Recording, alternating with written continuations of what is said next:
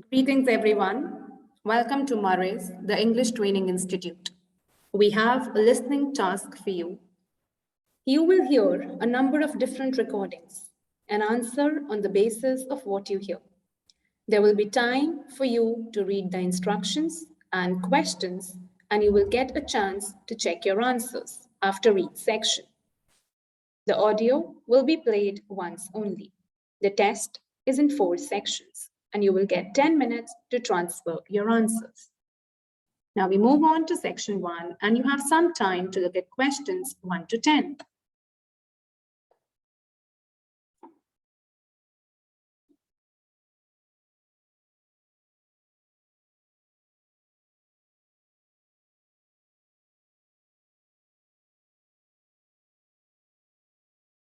We begin with section 1. You will hear a newcomer talking to the student secretary of the university as she wants to know about the clubs that she could join. Hello, welcome to Freshers Week. I really hope you will enjoy to the fullest. And if you wish to inquire something, I'm always there for you. Hello, are you free to talk? Oh yes, say what's the matter? I wanted to inquire about the clubs and if I could join them. Okay, we have around 6 to 7 clubs, and each club is held on a specific day of week. What are you interested in? I am interested in something where I can get something where I get to meet a lot of people. Okay, so here is a pamphlet with all the details mentioned on it. It depends on which day you are free. Like on Mondays, we have film club. Tuesdays, we have climbing club. Chess is held on Wednesday. Racing club on Thursdays. And we have photography on Fridays. And Saturday, we have robotics. Oh, it sounds so wonderful. It has a day of every kind. I think I could try all of the clubs for a week. Then climbing. Oh goodness, it says here that the university has its own climbing wall. That's impressive. And then they even go for a weekend trip also. The chess club has games for all those whosoever turn up. It also runs into competition sometimes. But I bet you have got to be very smart in playing. Oh, yeah, I think so. How many people do they accommodate in each club? Are they all really full? Not really.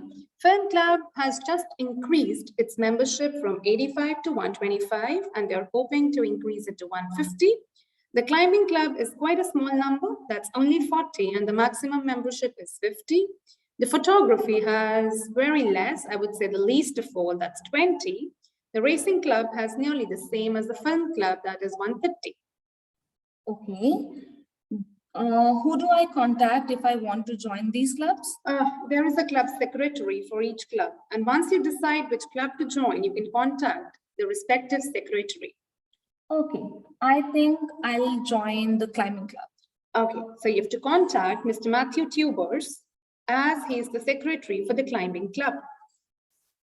It says in the pamphlet that they get together thrice a month. Is that right? Oh, yes, it's absolutely right. And we go quite a bit to the South Wales every year. We have a special excursion, usually to Sweden, where we are going this year in autumn season. As you know that the weather in spring is too unpredictable. That sounds good, but it must cost a lot. Yeah, we try to reduce the prices to the maximum, and we collect it on weekly basis so that it doesn't create any confusion at the end. Good idea. I'll definitely join.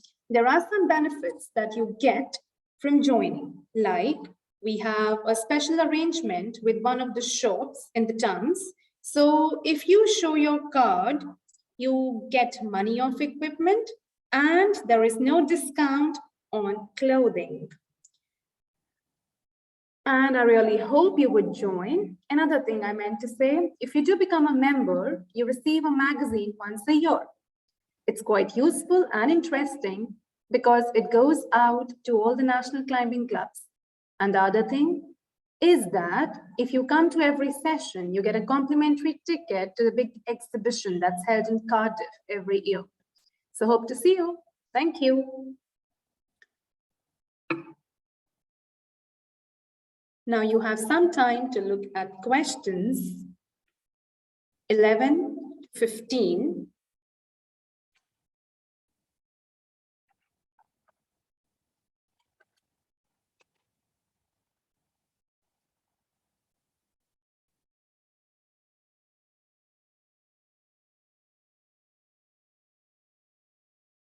you will hear an accommodation officer telling students about different halls of residence. Good afternoon and welcome to Stanton University. I'm here to tell you about the various halls of residence we have available should you choose to come here. We aim to offer accommodation in halls to all the students, and you will get a good variety to choose from. The first hall is the Roseberry Hall. It is usually for undergraduate students, but on special request, we open these halls to graduate students too.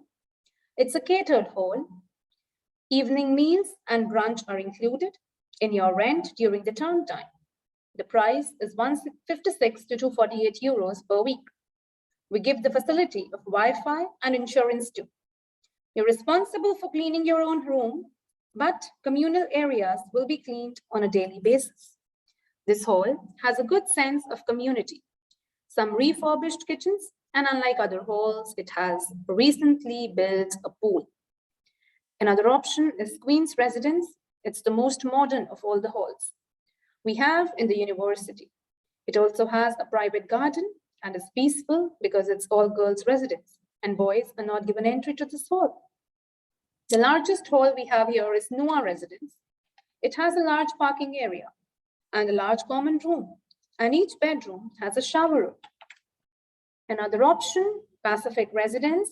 It is designed beautifully and has even won an award for its interior. Here, parking around the area is not allowed, but it has many additional facilities like a restaurant where breakfast, lunch, and dinner is provided and is included in the fees. So it doesn't seem to be very expensive. One more option is Emporium, which is the most expensive of all. You have a domestic help, you also have a cook. You could order and get your meals cooked as per your choice.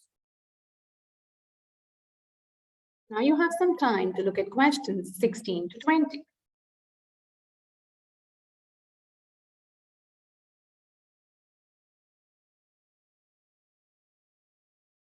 Here I resume. Now, I'll show you the map so that you can go around and see it for yourself. If you come into the main university entrance, at First Junction, you will find that the Roseberry Hall is on your corner opposite the theater. So you are nice and near the station. Here, though I think it can get a bit noisy here with traffic. The same applies to Queen's Residence, which is directly facing the junction to the university entrance. These halls are often used by medical students. Anyways, if you check, then walk along the campus road towards the main circle, you will see the library at the corner. And the Noah Residence is just past that as you head north. You will find that it is quieter here with few visitors. Now the Pacific Residence are on the opposite corner to the library, facing the circle as you head towards the main building. The main building is about a 5-minute walk from here, and places in these halls go quickly, so I advise you to reserve your place as soon as possible. Then Emporium is inside the circle, next to the sports center, but further from the main university building. This is the end of section 2. Now you have some time to see questions 21 to 27.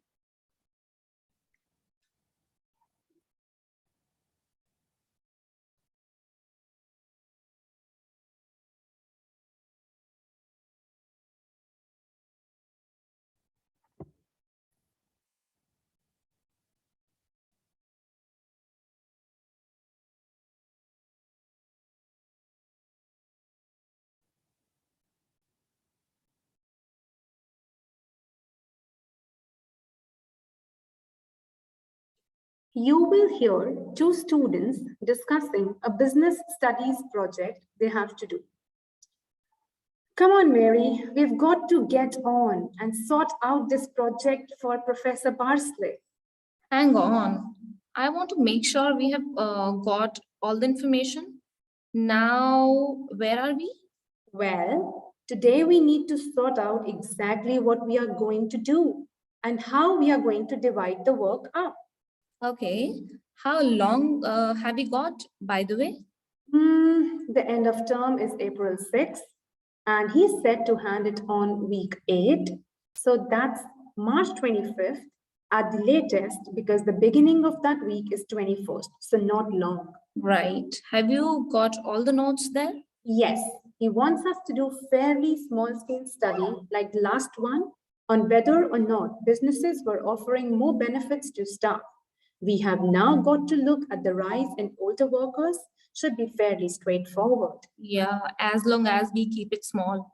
Who's marking it? Don't know. Sometimes we get the PhD students to mark it for him. Oh, actually, it just says here a senior lecturer, and I suppose it's too much for Professor Barsley to do them all. Yeah, anyway, how are we going to go about this? Well, we have to decide how big we want it to be and who we are. Yeah, I think we must sort out a timetable for the project, otherwise nothing will be get done. Okay, do you want to do that? All right, I'll do it as soon as we finish here. Okay, what do we have to do now for the project? What's the best way to get about it?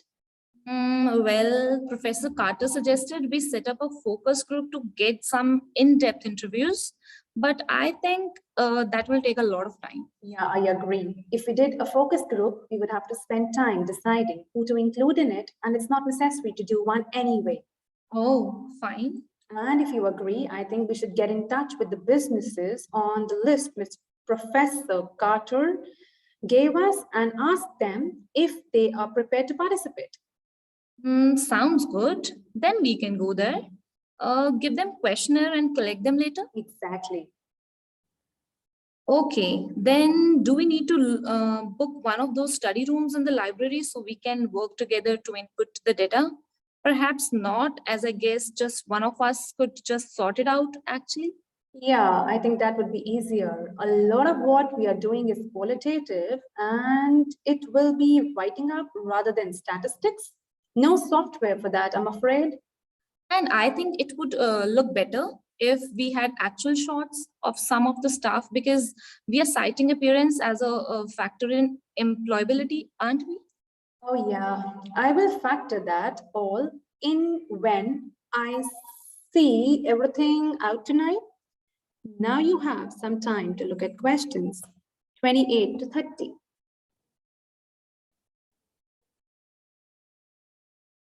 I'm glad we decided to work together. I think it's going to work out well. Yes, well, given that we had to work in pairs on this project, I think we were right to choose each other. We complement each other academically as we are good at what the other isn't. In fact, we should have tried working before together. Yes, now how shall we split the work? I'll do the analysis, shall I? Okay, I don't mind. I just, it might be faster because I'm used to doing it, although your English is better than mine. I need more practice at reading, really. Okay, I'll do the presentation then, if that's okay with you. Yeah, sure. I don't mind speaking in public, but I hate preparing all the notes for them. Yeah, the thing is, the tutor said one person should do the whole presentation, and he said he expects me to do it because I haven't done one yet. No, that's fine. This is the end of section 3. We move on to section 4, and you have some time to look at questions 31 to 35.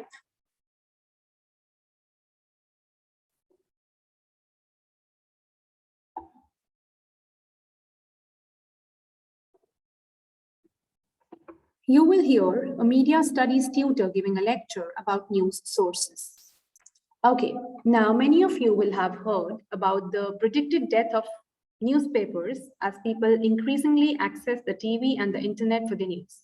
Today, I want to look at the USA, which has very advanced news sources to see if this is actually true. In the USA, the main news sources, without doubt, are TV, internet, press, that is, traditional newspapers. And although they are cat surviving and growing, they are also changing. Obviously, TV news has been all around for a while, but the early evening bulletins, when people get in from work, are very popular. I suppose we traditionally think of the morning newspaper arriving on our doorstep with the daily news. Interestingly, that is not borne out by the statistics, which show that readership in the USA is much higher when people have time to relax, when they're not working, especially on Sundays. The internet is also very popular weekend activity, but shows no variation with weekday access. So people are using the different sources in different ways. Interestingly, local radio has been hit less by the grip of quite strong local newspapers than by internet, which is seen to offer a better regional service. But just because the internet is seen as the new force in news, media doesn't mean it is a dominant thing. Television, of course, has been global for a while, but now technological changes, which have fueled the rise of online news, have also allowed newspapers to print and distribute editions across the world. In fact, internet news, which is seen as the big competitor for traditional markets, does not offer that much variety. Often the sources are the online versions of newspapers, whereas television, in order to offer something different, has had to come up with a much more mixed bag of reporting, from hard news to light reports on celebrity events. Another issue is reliability. The internet is virtually unregulated, so anything can be reported there, whether true or not. Journalists and newspapers have fought a long, hard battle to fight intervention and to retain the freedom of the press. Television, however, is seen as critical to political power and has become subject to harsh controls about what it can or cannot say. Now you have some time to look at questions 35, 36 to 40.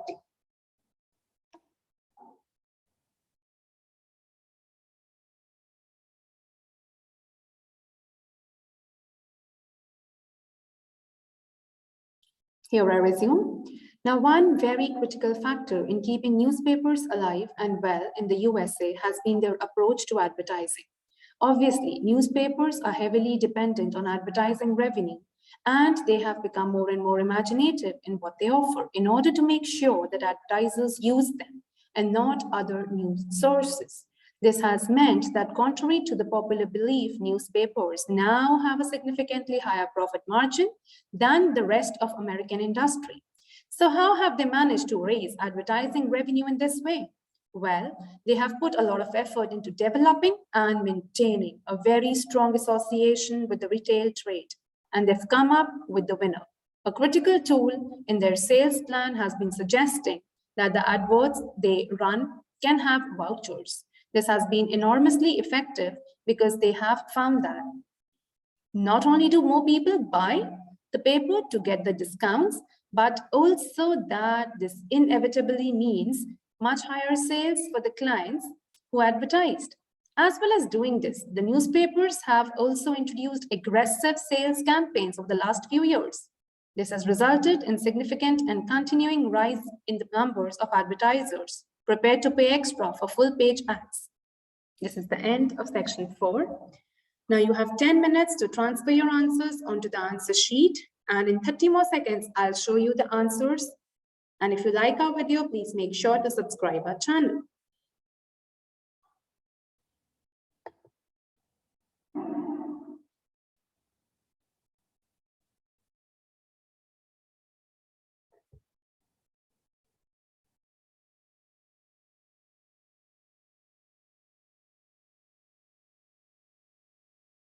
Thank you so much.